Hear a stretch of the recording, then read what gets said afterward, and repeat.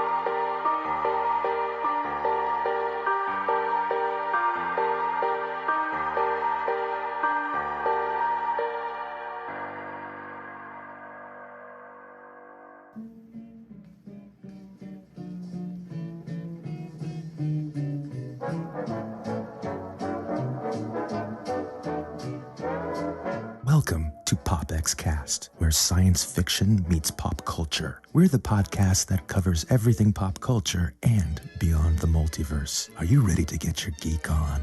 Crank up the DeLorean, warm up the proton packs, toss a coin to your Witcher, and deep dive into your favorite plate of chimichangas. This is PopXcast.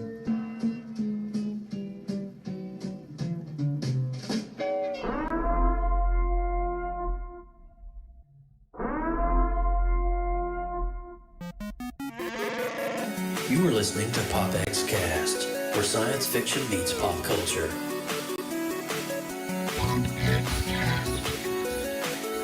Here we go! PopXcast.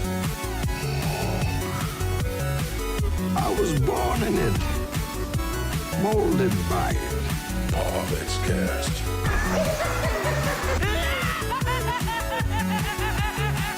The strings on me. Autobots, transform.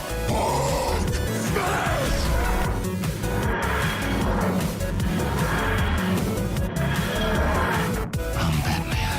By the power of Grayskull. PopXcast. We're doomed. Goal here is Tyrell. More human than human is our motto.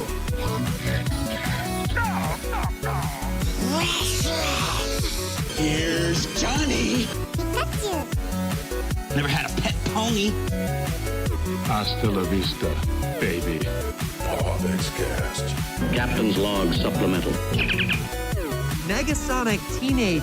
What the I am the one who knocks. Excelsior. Oh my gosh. It is December the 8th, 2021. Christmas season. Wasn't that a banging song at the intro? That's like, dum, dum, dum, dum. I loved it. Dum, dum. Yeah, man, it felt so good. Oh my gosh, I'm so excited for this show. We were going to have it on Sunday. I was kind of away on a vacation, but it's good to be back. We can always catch this thing up and do it midweek. That's the beauty about PopX. But man, I gotta say, the chat is kind of being thrown down right now. Look at this. We got Michael Murray, got DC in the house. And if you guys don't know this, I got to let you guys know a little secret. If you look at SJ McFly over in the chat room, that is my neighbor, literally across the street from me. That is Mr. Shane. What's up, Shane? Neighbor. Hi, Shane. How are you doing, Shane? Let's go, Shane. I like Shane. You be my neighbor. Shane brings me cookies. Bring me cookies, Shane. I like the way he makes my cookies. Anyway, that was really weird. But, so welcome, Shane. Hope you guys are having a blast. I got Dez hanging out. Oh, my gosh. And I Talk Marvel. And then Jeremy Stoll's really I'm going to be playing this live in the background while I'm doing my show. I forgot to go early. We love you, Jeremy. I hope you know that. Yeah, we love you, man. Jeremy always giving the love. Yeah, man. He's got a lot of love to give, that Jeremy. And He's let's pretty cool. not forget DC. Let's not forget DC. I mean, guys, I'm going to pin a message in the live chat room right now. If you're joining us over on the YouTube popx.live chat room right now, you will notice I just pinned a little Discord link. Now, if you want to be part of the Creative Multiverse, and before we get into the formalities of our intro, we've been working on this thing. It's a pretty organically cohesive kind of coming together Discord server of creatives. So we're going to talk about that a little bit later in the show, but I want to go ahead and post that link. If you guys are on Discord and you want to get connected with other creatives, let's do it. But Austin Burke, rumor has it you might be going to the Big Apple for a Christmas. Yes, yeah, we're leaving in 2 days. What? Yeah, go to New York. Yeah. Wow. What brings you to the Big watch Island? Hamilton? Well, we were debating between a Broadway show and the Rockettes, but I think we're going to go back next year, maybe. So since it's Christmas time, I believe we're going to go with the Rockettes. Yes, so you basically, gotta do that. It looks amazing, right? So I tried was one of in- those kicks one time. were they doing the? Oh. And then when they're doing the little Notice nutcracker thing, I and they're said going- one time. I said Did one you pull time. a hammy? I pulled something. I was going to ask you if you wanted to replicate that. But I would in another He's lifetime, retired. in another multiverse, maybe. or just after the show, you can FaceTime me and try it. I will. He'll put it on his TikTok. Yeah, I'll get my thong on, and we'll make sure that happens just Oh for my you, God. cuz. Yeah, because I know that you So appreciate that. tickled. Oh I'm man, so I would be tickled. too. It is the season of giving here on PopX. No, man, I'm excited. I was Merry in. Christmas. I was. Merry Christmas, you filthy animal. I was in New York in October, and I'm like, I don't have time to do anything fun. And Madison's always wanted to go, Oh. and we had one of those plane tickets that you Rogers get the the musical. refund I was from. like, I'm with the SJ over here in the chat. I want to go see Rogers the musical. Let's do this. sorry. Oh my God! And there's actually a couple. So if we were to do Broadway show, what would you guys? Because we were like, what about the Lion King show? Does that look interesting to anybody? Because the Lion King one, The a lot Lion of King nostalgia there. Well, if you're going to do like old school, definitely Lion King or Phantom of the Opera. Yeah. Definitely somewhere. If you're going to go old school Broadway, definitely go Phantom of the Opera. If you want to see some really, the heart. I don't want to say the heart. Wicked is also another good one. Oh God, Wicked is so amazing. bad. Coat of Many Colors is another good one. I don't know if that's running right now up there, but I was like, give me a list, and I there, don't know there's what's so running many at the good moment. ones. Yeah, there's so many good ones up there. But I might, if I was going to go for the holidays, definitely you got to see the Rockettes. But I would say either Phantom of the Opera or Wicked. Okay. Yeah, Would be my top two. She saw Wicked, and she's like, I really. So we might actually do Wicked Saturday, Rockettes Yeah. Friday. So Yeah, that so- might be the plan. Yeah. Yes. Well, you guys ready to kick this show off? Let's go. Because I know I am. Yes. I'm really excited. Yeah. All right. Austin Burke, kick it off for us, man. I'll start us off, guys. Well, All right. we want to welcome everybody to PopX, where science fiction meets pop culture. I am Austin Burke, the Appalachian Geek at Heart, and everybody joining us live in the PopX.live chat room. You guys are super active tonight, which is incredible. Come hang out with us. Join the conversation at PopXcast.com. If this is your first time tuning in, the first 10 to 15 minutes, we run down the headlines since our last show, and then we deep dive, oh boy, into all things nostalgic. This week's Retro Rewind is one of my faves. And then at the halfway point, we're going to talk about Hawkeye, episodes 1 through 4. 4. Got episode 4 this morning. Yep. So be sure to stay tuned. And if you haven't seen episode 4, you may want to watch it before we talk tonight, because it's some big stuff happening. Some good stuff going on there. And I am Joseph Burke, Central Florida's seasoned comic book nerd and retro enthusiast. Now, also Lindsay and myself and a host of other amazing creatives are doing a weekly live stream now on Twitch. As I mentioned, remember that little thing I told you about earlier, the Discord channel? Man, it's a great way to connect with other creatives, whether you're into regular illustration, pen on paper, ink on paper, painting, photography, poetry, songwriting, composing, even cosplay falls under that. There is a section for whatever your creative talents are in the Creative Multiverse on our Discord server. And also, too, I will be streaming, literally, I'm doing double time tonight. I'm on PopX now, and then at 11 o'clock, literally right after PopX, I'll be on my Twitch channel doing the Creative Multiverse, doing graphic design. You guys come and hang with me. I'm sure that we'll be having Lindsay and the fam all hanging out with us, but it's a great way for us to grow as a collective community of artists. So I hope you guys can connect with us on our Discord. That is pinned here in the chat. If you need a link of that, let me know, and I'll make sure to get it to you, okay? But it's also going to be in the show description here on YouTube. So if you click on the show description, boom, you have that open invite. Nice. Awesome. Well, I'm Lindsay Badger, your favorite geeky okie, and if you missed our last episode 135, we broke down everything Ghostbusters Afterlife, which was such a good movie. I want to go back and watch it again. So good. Oh my gosh. And our retro rewind was, of course, Uncle Buck. So we got to throw down all the good retro goodness of the lovey feels of family and stuff. If you want to go watch that replay, it is on our official website at popxcast.com, as well as all of our other episodes that we've done, all 135 of them, there for your viewing pleasure. Go get it. It's so great. Get it. If you like what you're seeing here tonight on our channel or on the, of course, we also podcast out, make sure you are clicking the like button, the subscribe button, the bells, the bops, the dings, the does, do all the things that you need to do to make sure that you're connected with us. And we schedule the shows early ahead of time so you guys know when we're going live next. And if you are on our lovely podcast platforms, there's several of them we're out there on, please make sure that you are giving us a nice rating, preferably 5 stars. If you are asking us our opinion, we think we're pretty good, but we want to know your opinions and thoughts, and hopefully they're good. And you know, it's just so amazing. I'm just so excited about tonight's specific show and just getting things started. Like I said, that Discord link is in the YouTube description. But I am ready to just open this thing up and just start talking and just have some fun. So we're going to go ahead and roll the headlines. You guys stay put. We'll be right back in just a minute. PopX News coming your way right now. Extra, extra, read all about it. This is PopX News, coming to you live right here on PopXcast.com.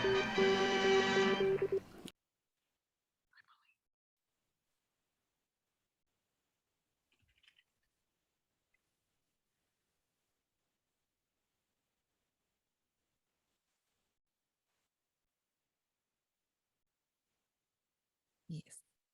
We are playing again. I think it looks like we're good.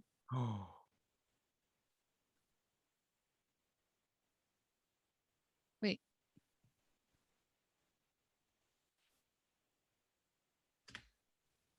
Wowzers.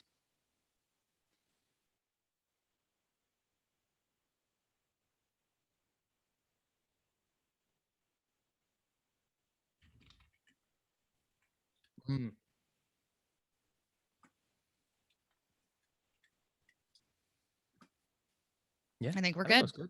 Yeah. Is Joe muted? Hold on. I'm checking. Oh, am I muted? I'm muted. Maybe muted on I'm the stream. muted. Yeah, I'm muted. Okay. So anyway, little hiccup there. I want to let you guys know, CenturyLink on my end has been streaming out, basically has been tweeting that, that's my internet service provider, that there's been intermittent outages throughout the entire nation today on CenturyLink. And so that is my internet provider. And so if you get a little 5 or 10 second hiccup, just bear with us. We'll be right back. We're not going anywhere. But as you've been watching the comic book news this week, you may have saw this article come through. We had some sad news about our good friend, Mr. George Perez. And if you don't know who George Perez is, he is an amazing comic book artist that not only drew for Marvel, but worked for DC as well. And I'm just going to read this, and you guys can just interpret it. But a very heart-wrenching press release from the desk of famed comic book illustrator legend George Perez on Mondays sent waves of emotion and outpouring of love to the iconic artist who brought to life so many of our favorite characters. Now, in the press release, Perez stated, and I'm going to say this in a quote, "I've opted to just let nature take its course, and I will enjoy whatever time I have left as fully as possible with my beautiful wife of over 40 years, my family, friends, my fans. Since I received my diagnosis and prognosis, those in my inner circle have been given so much love and support and help, both practical and emotional. They have given me peace. And I just want to be able to say goodbye with smiles as well as tears." That's hard to read. George, if you guys don't know, was diagnosed with stage 3 pancreatic cancer, inoperable. It's just heart-wrenching to read this. To read the full press release, you can actually, of George Perez's thing, you can go to @GeorgePerez over on Facebook for this and future updates. He has made a brand new Facebook page to update his fans, his friends, and his family on his well-being going forward. But he has opted not to treat his pancreatic cancer, and so he's weighed the options. Is it really worth losing your hair and destroying yourself? You know what I'm saying? It's just one of those, I don't even know how to approach this topic. It's a tough one. It sucks. It's hard to talk about. You know, that's what took Steve Jobs, was pancreatic cancer. So many amazing people in I just pray that he finds joy with the time that he has left, and that, you know, there's not a lot of suffering involved with it. Yeah, that's all. Same. But yeah, if you guys aren't familiar with George Perez's work, definitely get on Google later after the show, check it out, and I think you guys will just be inspired by how awesome this guy is. I would put him up in the ranks of around the 70s, 80s era artists, definitely following in the footsteps of the likes of Jack Kirby, but yet kind of paving his own style, obviously. Some really good stuff. He did a lot of great work on The Incredible Hulk and the Avengers back in the day, but he also took a stint over into DC world and did some indie comics as well. But I loved his work on Teen Titans. Yeah. That was kind of, I was a big fan of the Teen Titans growing up, the animated series, and a lot of those stories kind of stemmed from what he gave us in the new Teen Titans, which was really cool. So it's cool when you see, you know, back and forth between Marvel and DC, and both left a big impact. So it's just the legacy is absolutely there. Yeah. So yeah, it's definitely it's a tragedy. It absolutely is. It sure is. Austin, I'm going to give you this next one because this kind of speaks your realm, bro. I don't know. I don't even know how to contain my excitement. All right. So Spidey's new runtime is a long one. Oh, man. Settle in, web slingers. Despite all the mysteries surrounding Spider-Man No Way Home, one thing is certain: Sony and Marvel Studios pulled out all of the stops for Peter Parker's next big screen outing, with Benedict Cumberbatch putting in a guest appearance as Doctor Strange, and at least 5, count them 5, major supervillains coming back into the field. The film is poised to be the biggest Spidey adventure yet, and now it officially has a runtime to match. Collider has confirmed that No Way Home is 150 minutes or 2.5 hours long. So my question is, for everyone in the chat, are you guys excited for next week? Do you feel that there's more hype with this film than Endgame and Infinity War? And just to give you a little insight, a peek into the box office. Oh boy. If you look at the pre-sales for what this movie is, I believe second or third all time, it is on pace to get as close to Avengers Infinity War and Endgame as any movie in history. And this is in the midst of a pandemic where box office has been kind of disappointing across the board. So I'm fascinated to see what the second weekend is like. But, you know, looking at ticket sales and everything, this is easily the biggest movie this year.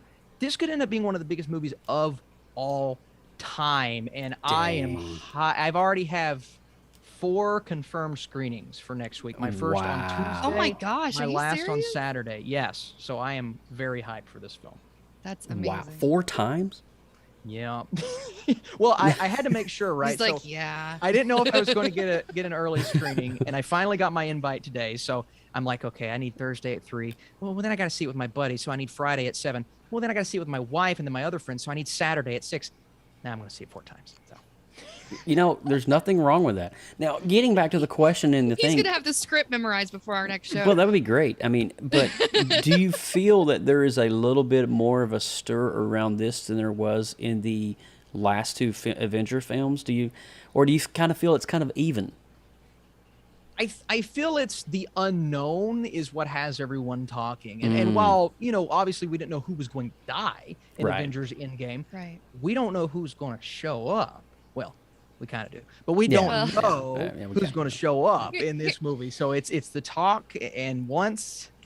Boy, oh boy! Just let me tell you guys, stay off the internet. Stay off the internet. Wednesday it releases in certain countries, and just shut everything down. Well, here's a little bit of the difference between the Endgame storyline and the Spidey stuff. Obviously, they're all kind of intertwined within each other, also. But when they were making the original Spider-Man movies, they had zero intention of stringing them all together. Absolutely. Right. True. So they didn't have a decade of hype to build up. They had and none then of that. all of a sudden, old Tommy Boy comes along and knocks Spidey out of the park. And then they're like, oh, yeah. And we've already done a movie with Doctor Strange, so we can revisit this. And like, OK, well, we're going to like glue and cut and paste everything together and make stuff work. And they've already confirmed and / denied multiple times that we're going to be seeing reiterations of past Spidey folk. Well, it's funny. I was just recently watching. I didn't mean to cut you off, but Spider-Man 2 with Doc Ock. Yeah. When Peter Parker goes into J. Jonah Jameson's office and they're trying to figure out a name for Doc Ock, he's like, "Well, let's just name him Doctor Strange." Oh wait, that's taken. And it's funny because that Sam one-liner Raimi is directing Doctor Strange. Yeah. The same director. So wild, dude. So I mean, I think it's part of the unknown, but it's also a part of the excitement of the what if. Is I see what you did there. Yes. I see what you did. The what if that's going to happen, because it really literally could be anything. It could be. It could be anything. I'm so excited. Well, and think about this, and I still think hype for Endgame was maybe a little bit hyper. So that goes back to 2008 with Iron Man, right? Yeah. This goes all the way back to 2001 with Tobey's first Spider-Man. So it's crazy, bro. This spans further than the whole MCU, and I think that so amount good. of hype. Dude, I mean, not only did Feige connect Iron Man to the entire Infinity Saga, he's connecting Sony Pictures early films to the. Oh my God. Yeah. Well, anyway. Yeah. Before my brain explodes, Lindsay Badger, please take the next article. Yeah. Oh, absolutely. All right. Well, a new cinematic universe based on the works of Stan Lee is on the way. Shut up. I'm telling you. Great. No, shut up. Shut my mouth. Slap my ass and call me Sally. But you won't find any superheroes in this one. Deadline brings word that wanted director Timur Baka. Why do you make me have to say these dang last names? Bekmambetov is teaming up with ZQ Entertainment and Lee's POW Entertainment to bring some of the late writers' horror stories to the big screen. The first order of business is to develop the new films based on Sawbones and Carnival of Killers. And if you've never heard of them, you're not alone. Deadline describes these stories as unexploited horror works. Oh, Lord. Interesting. But it isn't clear if they are comics or if they have even been published at all during Lee's lifetime. We're digging out into the vaults of Lee. This is nice. Regardless, they promise to showcase a darker side of Lee's storytelling ability. Kevin Kolsch and Dennis Wildemar, nailed it, who co-directed the 2019 remake of Pet Sematary, are adapting Carnival of Killers. The story takes place during the Dust Bowl period of the 1930s and follows a young girl with psychic abilities who takes refuge with her mother in a traveling carnival. Wow. However, she soon learns that this carnival is ground zero for an alien invasion. Wow. Dun, dun, dun. I mean, it seems like to me there was this period, like the last 10 years. That's wacky. It is. It's very wacky. When Stan Lee stepped down from Marvel, he created POW Entertainment. And POW Entertainment, he spent a lot of time cooped up into an office cubicle writing styles of stories he'd never written before, horror genres. I mean, he had never done that before. He always focused on the teenager. And so they're bringing these to life, and I'm like really excited. That's amazing that it's cool, right? Pulling those out and blowing the dust off of them. Get it, Dust Bowl? Blow I'll the dust off. Yeah, I'll be here all night. But it's so cool though, because Stan Lee passed away about 2 or 3 years ago. I was at 2017, 2018, something like that, and it's so cool to see that his ongoing legacy is still continuing. Yes. And it just shows you, man, he created such a body of work that it's just unprecedented what all that he's done in his lifetime. Yeah. But anyway, I'm pretty excited about that. But coming up next, this is kind of and speaking of horror genres, this is pretty darn cool. And this one came through. I really like this one. Came in last week. But over the last few years, Nicolas Cage has kind of found a niche for himself as kind of the star of several oddball horror films. But now he's getting ready to play one of the biggest horror icons of all time. Now, The Hollywood Reporter brings word that Cage has been cast as Dracula in Universal's Reinfeld. Now, Nicholas Hoult will star. Now, we all know Nicholas Hoult, right? You know who that is? Oh, yeah. Yeah. X-Men? Anybody? Supposed to be Batman. It's supposed to be, yeah, absolutely. Will star in Reinfeld as the title character who originally appeared in Bram Stoker's Dracula as an inmate of John Seward's lunatic asylum. Remember when Keanu Reeves, Bram Stoker's Dracula, you had the guy that was crazy that was guarding the coffin in the vessel that was making its way to... Yeah, anyway, I'm really getting nerdy there. I know too much about horror films. Reinfeld was usually found raving in his cell or eating insects and other small animals in order to absorb the life force and become immortal. However, readers later discovered that he was in service to Count Dracula himself. Now, this won't be the first time that Cage and Hoult have shared the screen together. The two previously starred as father and son in The Weatherman in 2005. But it's really cool to see an aged, more seasoned Nick Cage kind of assume the role as this horror icon. I'm excited to see this in the realm of Bram Stoker as well. So kind of cool. I don't know if this is slated for, fall, autumn, Halloween 2022, 2023, but it's pretty exciting what they're doing here. And I love how Universal is kind of constantly rebranding its horror genre. And I kind of feel that we're almost due for a Frankenstein reboot because I love Frank. But you're absolutely right. I think they're working on Frankenstein. I think what Universal is doing after Tom Cruise's disastrous Mummy movie, they said, we're going to start a new universe, but we're going to go small, lower budget, have more of an independent feel. And the first one was The Invisible Man, which was really good, in my opinion. Kevin Bacon, I really right? Enjoyed that movie. Wait, say that again, Joe? Was it Kevin Bacon? No, this was the one last year with... you're right. Never mind. Handmaid's Tale. Handmaid's Tale actress. That's right, Yes. The Invisible Man. Yes, and I our forgot guy all from about that Haunting one. of Hill House. But this movie was, super small, lower budget, right in the middle of the pandemic, so a lot of people didn't see it. But it was really good, and it did really well for, how small of a film it was. So now Universal's like, we're going to get these esteemed actors, we're going to bring them in and kind of make these more character studies, but keep the horror intact. Yeah. And Nicolas Cage coming off Pig. Now, have either of you guys seen Pig? I have not, but I've heard crazy stuff about it. It's awesome. It's on Hulu. It is top 10 of the year for me right now.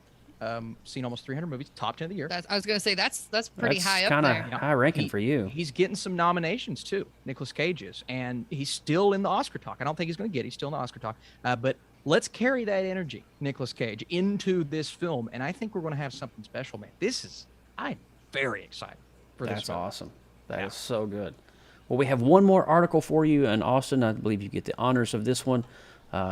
Let's go. I need my Matrix glasses for you this do, one. You do. Yeah. No one expected Keanu Reeves and Carrie-Anne Moss to reprise their roles as Neo and Trinity after the Matrix Revolutions. After all, both Neo and Trinity died in that movie. Regardless, the Matrix Resurrections, that's the name, will bring back Reeves and Moss, and no one is more surprised about that than they were. While speaking with Entertainment Weekly, Reeves and Moss shared their initial response to the new Matrix film.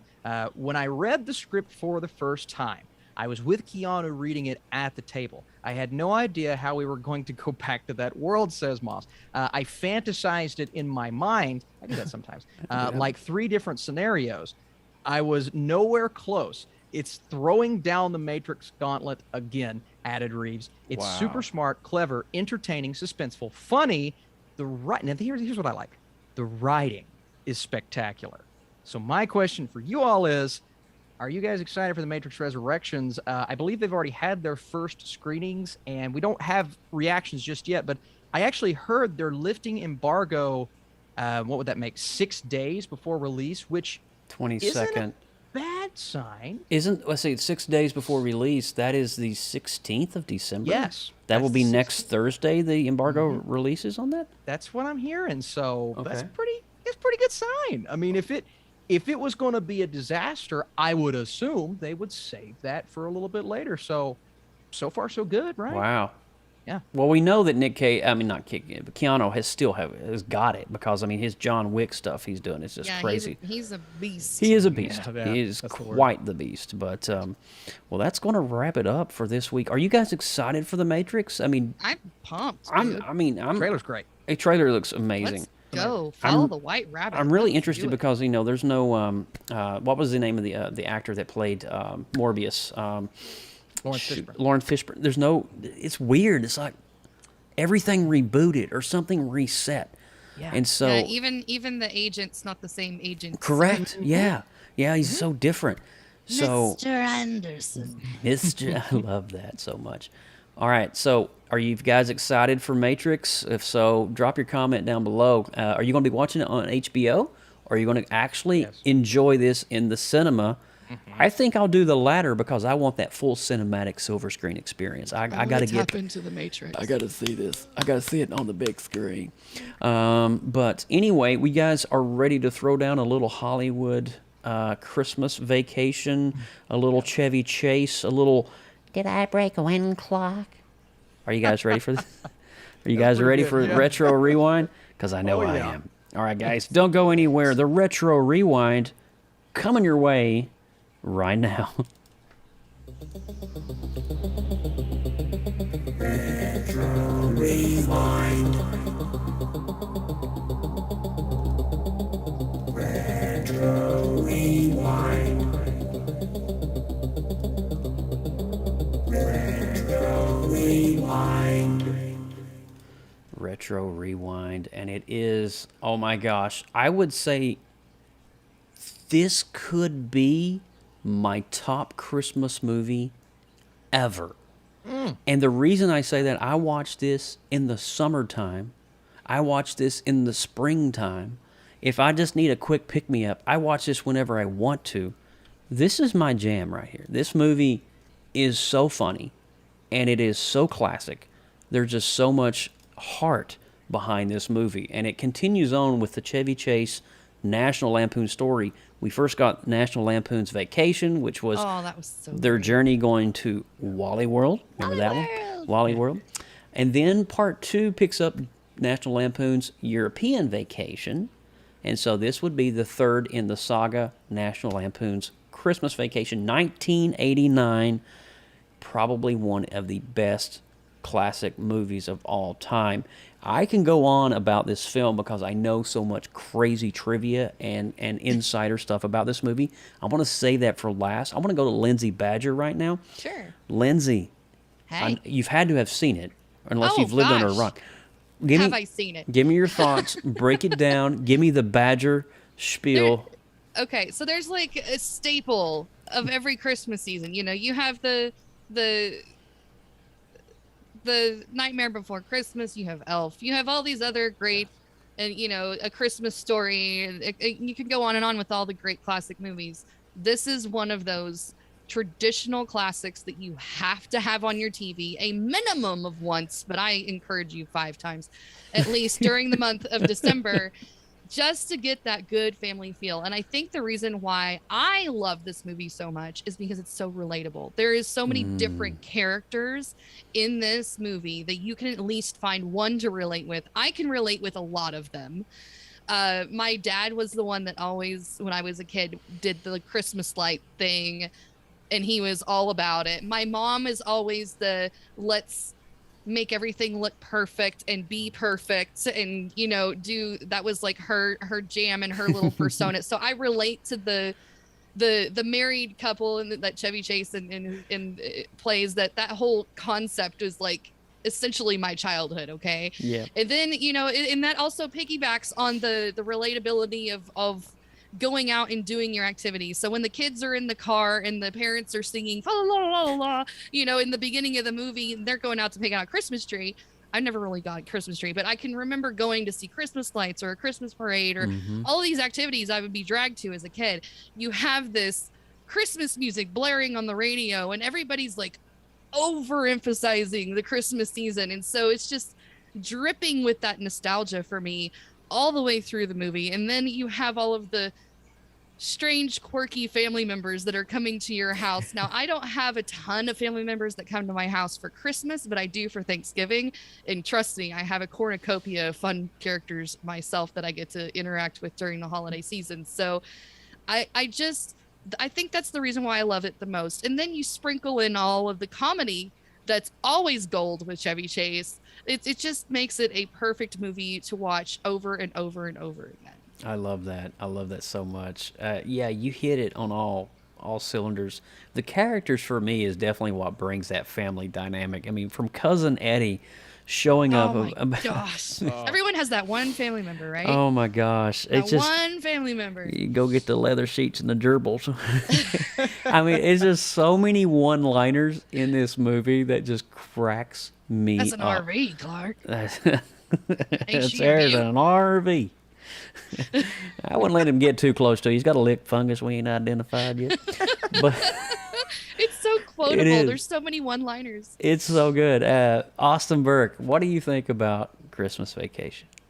I love it. I actually got to see last December, we rented out a theater with Madison's coworkers, and we got to see this one on the big screen. Oh, so that cool. that Oh was my unlike. gosh, that's amazing. Awesome. It was awesome, and I could have never imagined seeing this movie on the big screen and thinking, I think I like it even more. But I did, because you're just in it. Like, you're in the world, you're with Clark, you're experiencing, I think, the ultimate representation of what Christmas means to not only your family but to Clark. Like, you get the quirkiness, you get the fun and the jokes and Cousin Eddie, and it's so ridiculous. There's so many funny moments, but there are also those moments, when he finally gets all the lights to turn on for the first time, or when everyone's gathered together after this pure disastrous moment, and they all start singing, and I'm like, that I cared.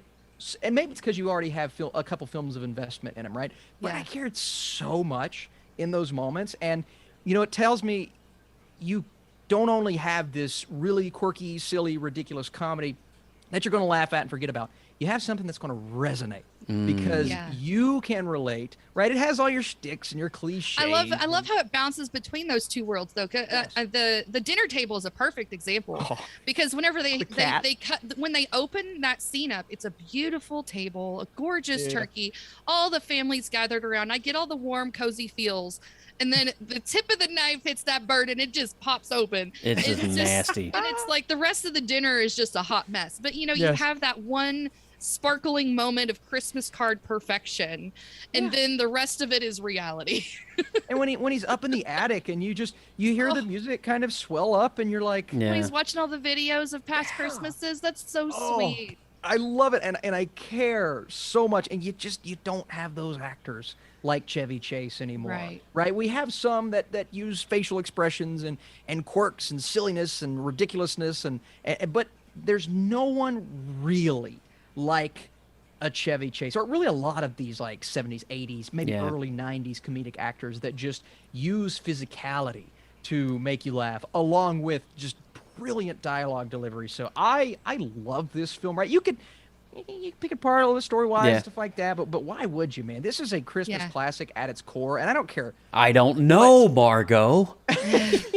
See, how many one-liners? Well, see, and I think movies like this are not meant to be taken so seriously on this overarching storyline. Absolutely. It's meant for the smaller moments that are strung together by the storyline It's that so really good. are what shine. It is, and you guys hit it right on the head. I mean, for me, I remember watching this movie with my dad on the couch as you know, I was probably in high school at the time because this came out in '89 and I was in high school around '94.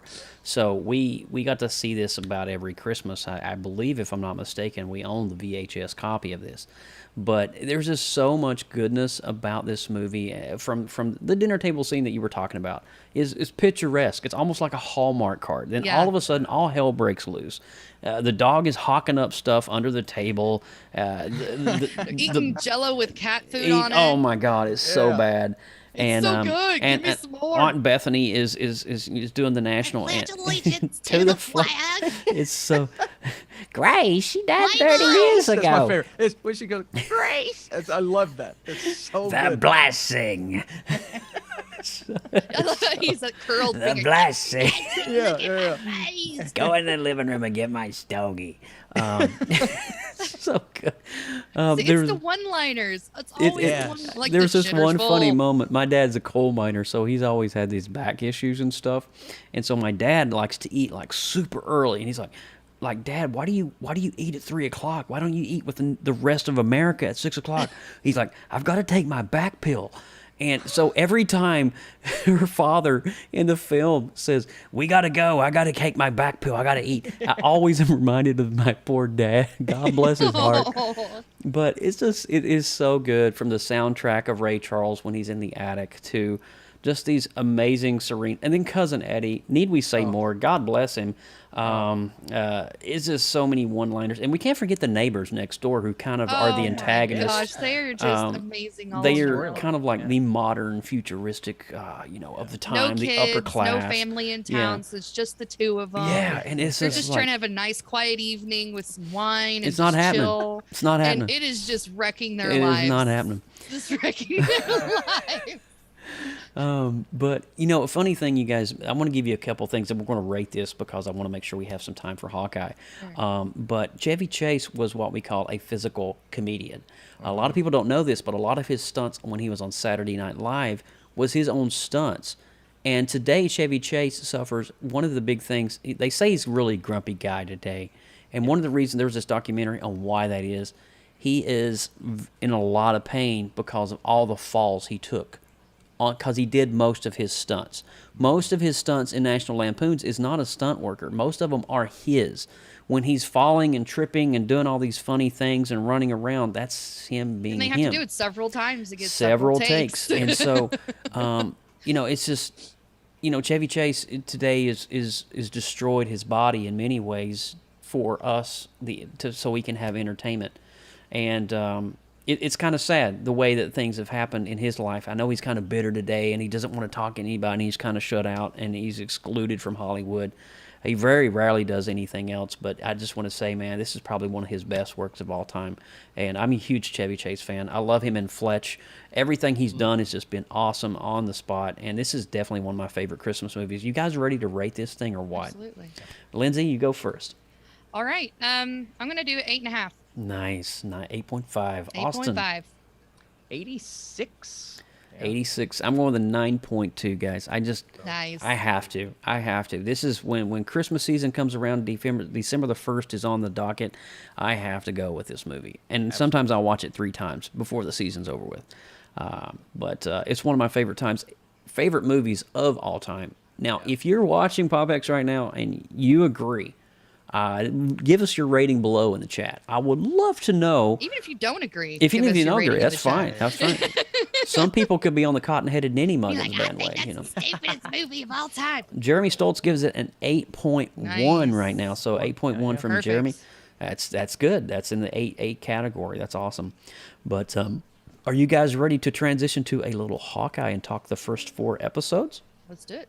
All right, before we do so, I'm going to roll the spoiler alert warning because we are going to be covering the first 4 episodes of Hawkeye. If you've not seen them or you've not seen today's episode, please go ahead, hit that pause button, come back. Oh, we got to see DC's given 8.5. We got Desiree's given it 8.5. Nice. The comics clash in the house. Welcome to PopXcast Live. Good to see you, my friend. Hey. All right, so let's go ahead and do this. We're getting 8s and 8.5s Look all the way at across this. the board. I'm loving this. Oh yeah, here we go. 8 out of 10 from the Comic Clash. That's awesome. Man, you guys are just kicking it tonight. I love that. All right, so we're gonna roll the spoiler alert warning for Hawkeye. If you've not seen it, beyond this point, you have been warned. We'll be right back. Danger. You are about to enter a PopX spoiler alert. Beyond this point, there is no return. You have been warned. Really quickly, we got SJ with 8.5, and then Michael Murray with a 9.0 on that. Nice. All right, so here we are. It's this Hawkeye, the first 4 episodes. We've made it. My gosh, what a fun ride this is. It's the series we know we didn't need to see. Yeah. Did you guys know about this storyline beforehand? I assume yes, because I'm always the one that doesn't know. Well, in the comic books, Kate Bishop's been out, I think, about 6, maybe 8 years, maybe. Okay, so she's a fairly new character. She's fairly new. There's this series that Marvel did about 7 years ago, like Old Man Logan, which was talking about. Then you had Old Man Hawkeye. Yeah. It kind of was talking about the heroes in their older age. As they age, these heroes age, and they're bringing in this new influx of superheroes. Kate Bishop was definitely that superhero. The storyline is very similar in the first episode on how she's being up from the comics to the very accurate in her backstory. And I just think it's really cool because we're almost kind of seeing Old Man Hawkeye, because he's got the hearing aid issue, that loss of hearing. Mm-hmm. Now, that's something I'm trying to figure out. Is that a stem from Avengers, or where did the hearing loss come in from? That's what I'm trying to figure out. Or is it just his age? That's something he's dealing with. From him being around explosions. I would say so. I mean, it would have to be, right? I'm going to assume the biggest moment was in Endgame when the compound kind of explodes. I'm going to assume that was kind of, because that is a missile hitting the compound, and he is right in the middle of that, and he's just a person, right? Everybody else there is a hero, because Black Widow's dead at that point. He's kind of like the Batman of a sorts. There's no powers. He's just a dude that's really well trained. Mm-hmm. And absolutely. And so I feel that we're 4 in of 6. Is that right, Austin? There's only is it 6 total? There's only 2 more. 8. No. I mean, I'm just sitting here like they got a lot of wrapping up to do here. I'm glad that they didn't spend a ton of time diving into the origin story, just enough to give you a glimpse of what she came from and where she's headed, and then we moved forward on a pace of timely manner. I couldn't agree more. We are starting to see snippets and releases of some of the characters in this series that's actually going to be eventually making them way into the MCU. For example, we're going to do a roundtable, but I'm going to hit these off right quick. We did see the hand in episode 2, the hand that rested on, I believe it was Echo's shoulder. Yes. When she was a kid training, it was her backstory episode. The hand is definitely Wilson Fisk, which is Kingpin. I recognize that. The voice, you can definitely tell that's Vincent D'Onofrio. We're just waiting for his facial cameo. It has been rumored that he is going to be CGI'd as a larger, more comic-accurate version. That makes more sense. So that we're going to see Wilson Fisk look big, as opposed to what we saw him in Daredevil. Also, too, we got the Swordsman, who is the soon-to-be stepfather of Kate Bishop.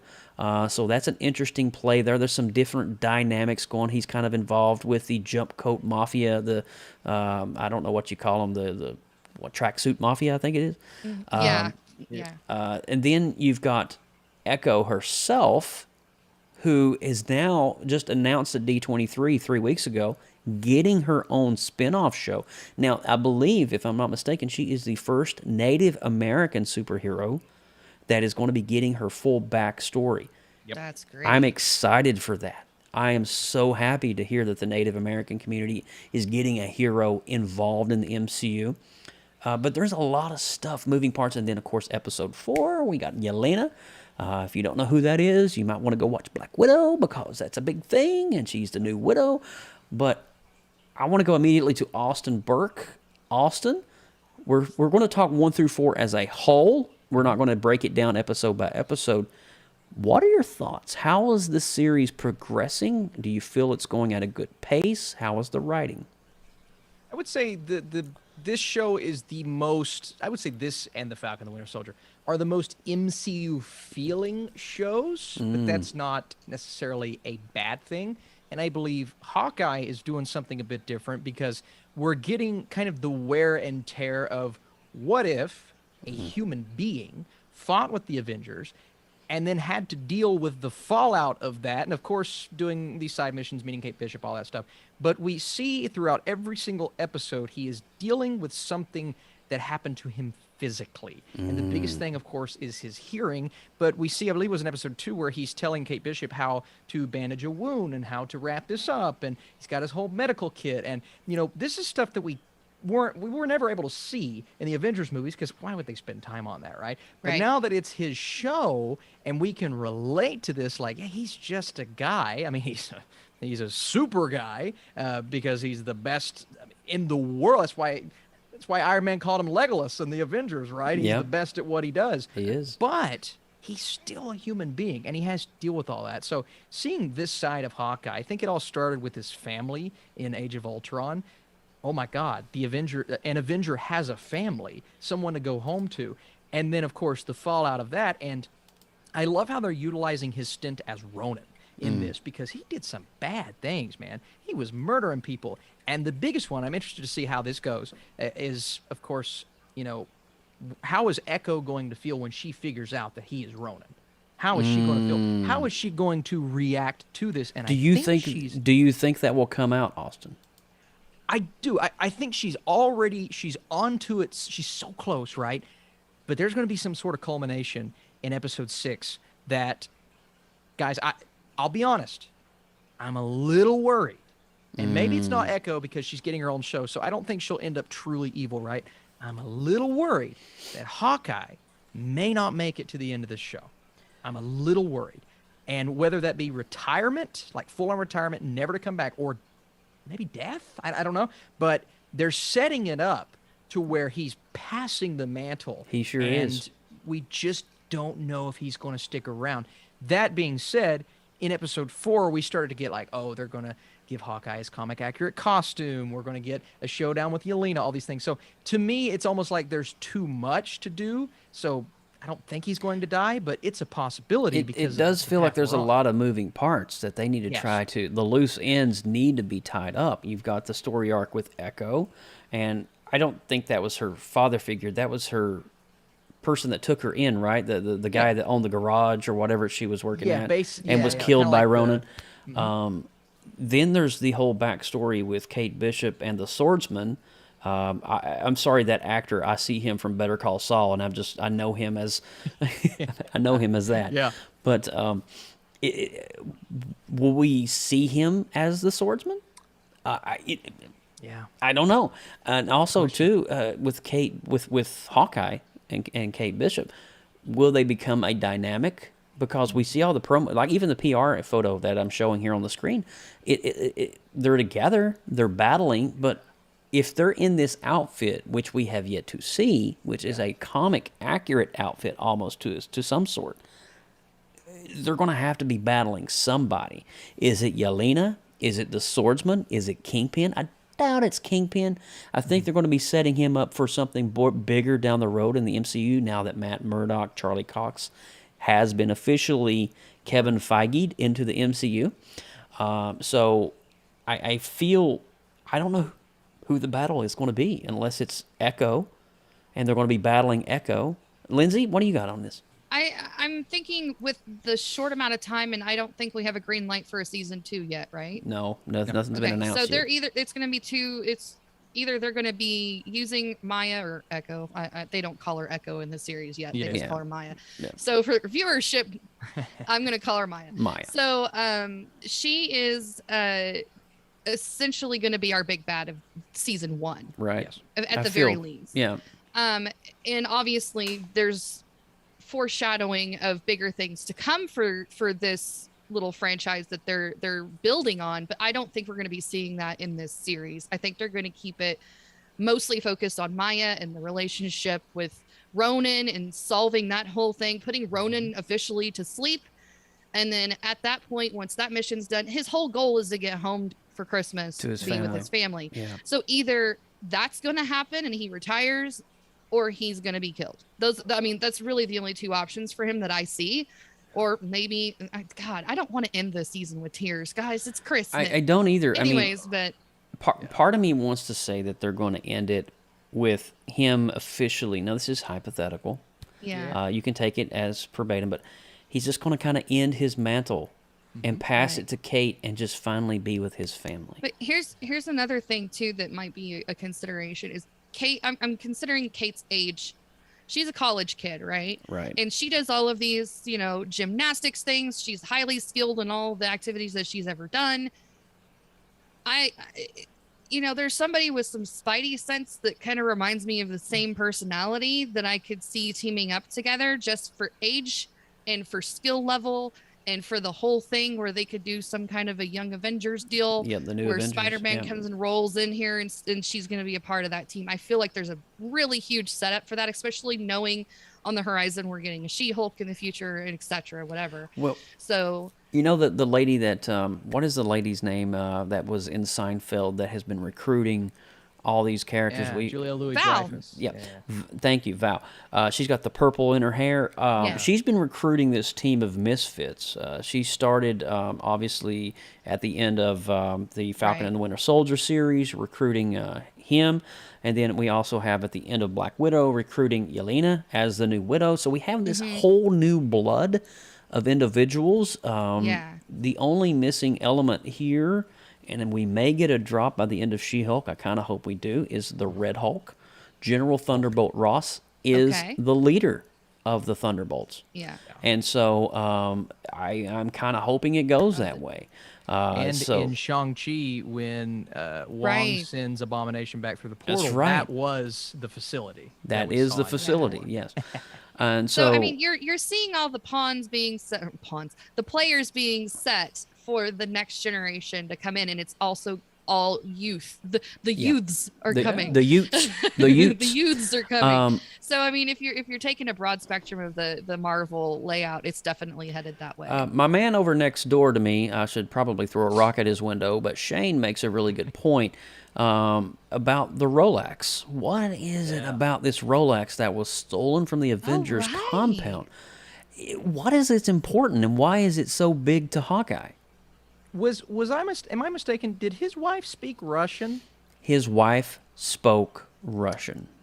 Now, I believe, and I wasn't familiar with this, so I didn't even mention it in my video this morning, but someone pointed out to me in the comments that she is also a spy in the comics. And as accepting as she is of what he does, I mean, she'd have to understand. Wives can be supportive, but she's like supportive. And she spoke Russian. All right, so something's up there, and it may the Rolex may be hers at the, you know what I mean? Like she could tie in there. So it would be interesting to see that, and it was just weird to know it was German is what Shane was talking about. Well, das ist so gut, mein Freund. But it was really cool to see that there's this focus on this artifact. It's not Ronan's blade or the Ronan costume that is more important to Jeremy, but this. Clint. That's Jeremy Renner. Clint. But this Rolex, we gotta have some sort of closure on this item. I don't know. No, he has such an attachment to Nat. Could it have been something related to her? Like he may have gotten it for him as a gift or something, and that's kind of like a memory piece. Yeah, that's really good. I never did think about it. Maybe it is an emotional attachment. And I thought that one scene when he's hanging off the edge and he takes the earplug out and he's having that moment of reflection, and he has those flashbacks of Avengers, and she's she lets go of his arm, and it's just, man, I can imagine everything that's going through his mind as he's trying to figure this out. And then that one scene when Kate Bishop is kicked off the edge, and that same scene, his arm dangling down, like he was with Natalie. Mm-hmm. Natasha Romanoff, rather. It's just, it's so iconic how they set those up. And that's when we see him immediately confirm to himself, she doesn't need to be here. I need to get Kate Bishop away from this because I can't lose someone else. And that tells me he cares about Kate Bishop. So that's the kind of character depth that I think this show's doing a really good job of, unexpectedly. The chat is chiming in on this Rolex. And they're saying that the comics clash that Tony Stark's Rolex, maybe? Interesting. And then also Shane is saying that I thought it was Iron Man's gauntlet from Civil War. That's interesting. That's interesting because nanotech.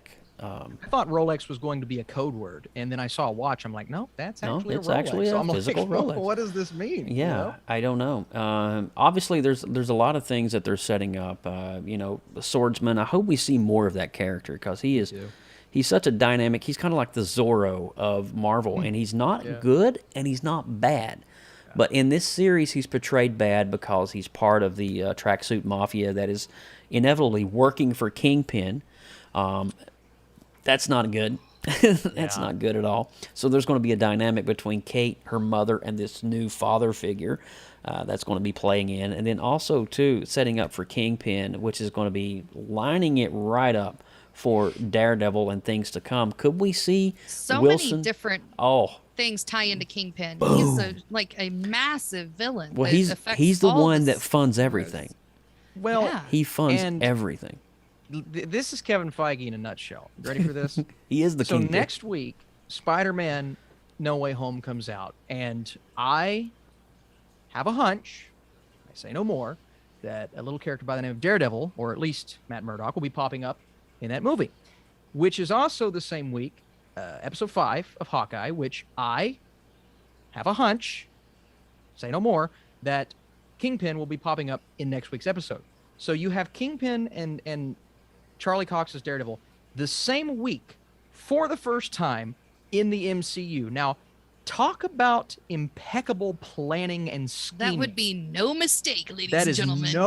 That is fully intended for your viewing pleasure. Yes, that is the best example. I hope in 2 weeks when we come back on the, what are we doing this on the 19th of December? Will be our next show. Spoiler alert, we're doing a Spider-Man crazy show on No Way Home.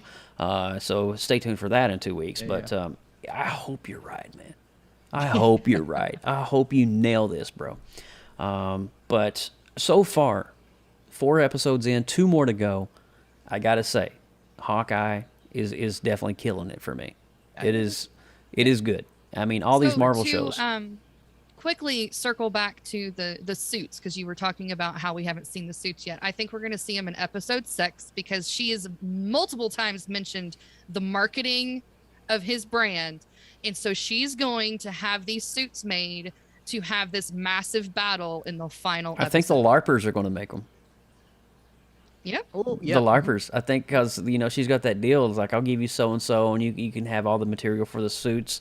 She's really hung up on these outfits. She really wants a costume. And she drew that napkin image of the wings for Hawkeye and the whole comic book. I was like, oh Lord. Yeah.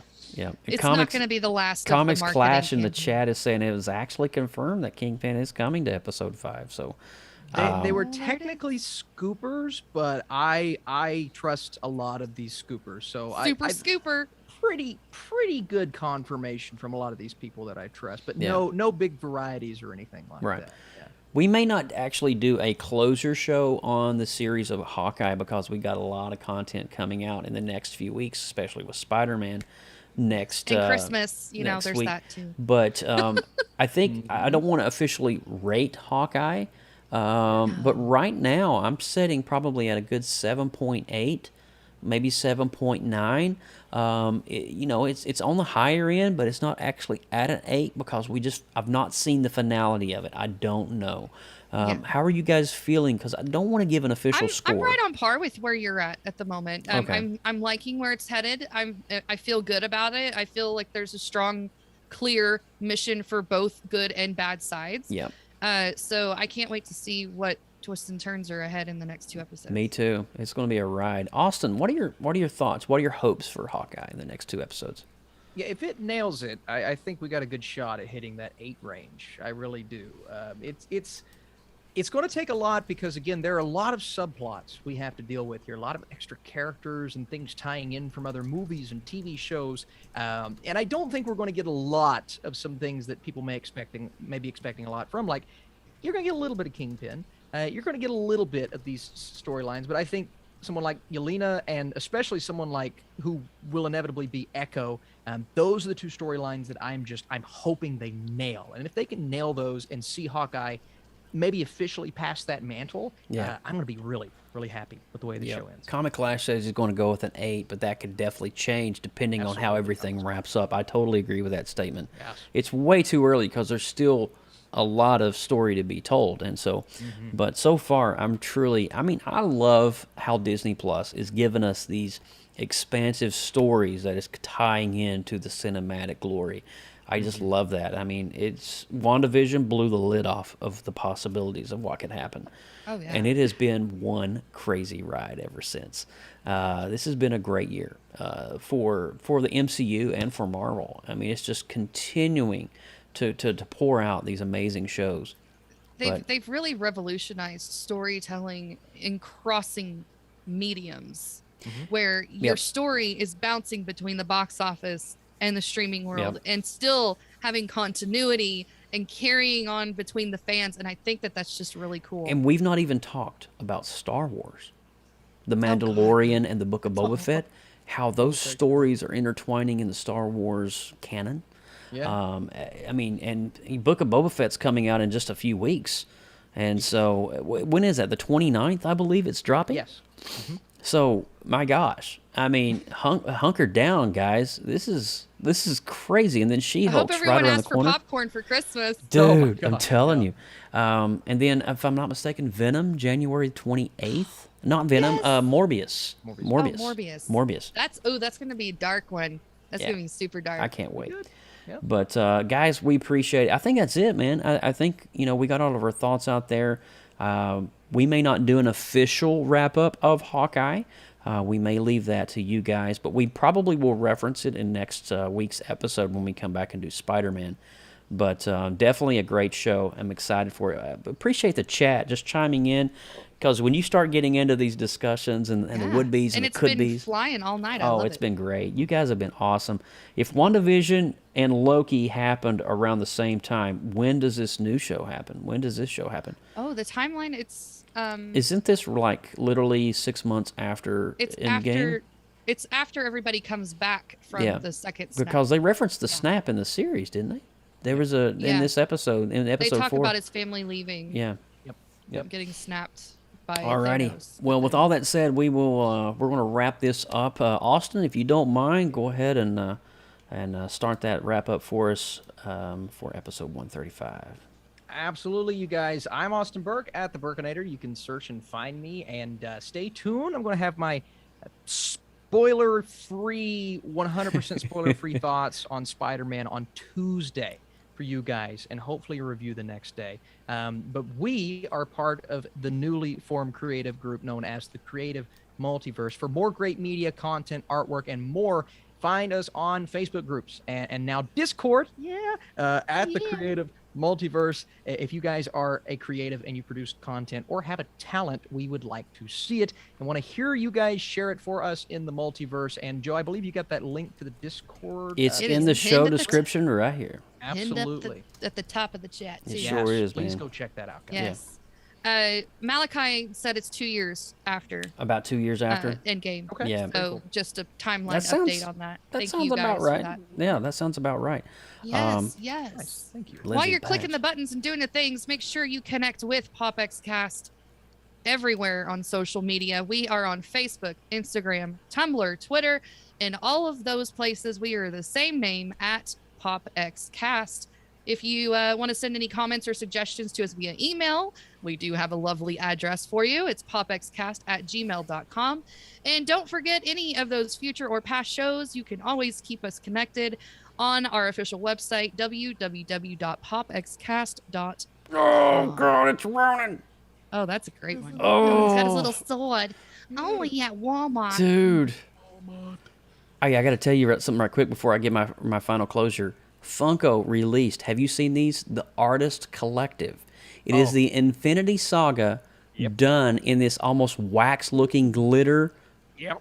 That's cool. I got the Hulk coming. Santa Claus said he's going to bring it to me. Oh, Santa's nice. They are beautiful. If you've not seen the Funko Pop Infinity Saga Artist Collection, gotta do it. All right, so anyway, let's wrap this up here. I am Joseph Burke Arts at Joseph Burke Arts all over the web. And of course, hats off to my cousin. I love you, bub. And my sis from the other state in Oklahoma, somewhere in the regions and parts in the middle of the entire nation. We're in the middle.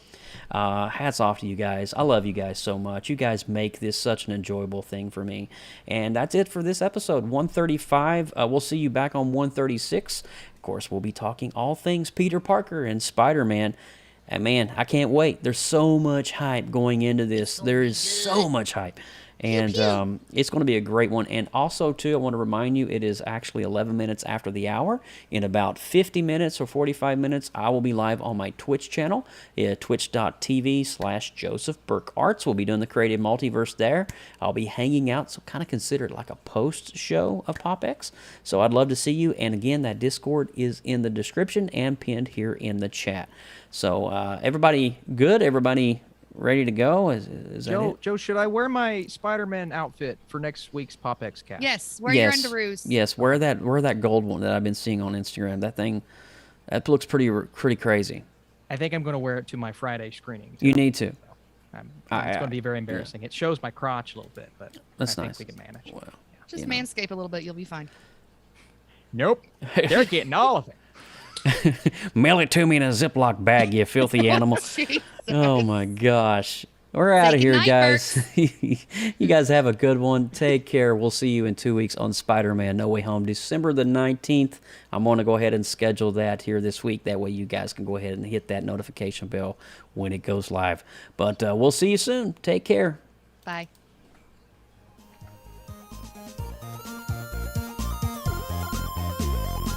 Thanks for listening to PopXcast. As you're enjoying listening or viewing our shows, please consider clicking on the subscribe button to our feed and click the Get Notifications buttons so you don't miss out on great future content. Like our Facebook page, facebook.com/PopXcast, and on Instagram at PopXcast. And be sure to drop us an email anytime at popxcast@gmail.com. For more great content, check out the Creative Multiverse, where science, art, and imagination come together with artistic talents. The Creative Multiverse can be found on Facebook groups under the same name. We'll see you next time. Get your geek on.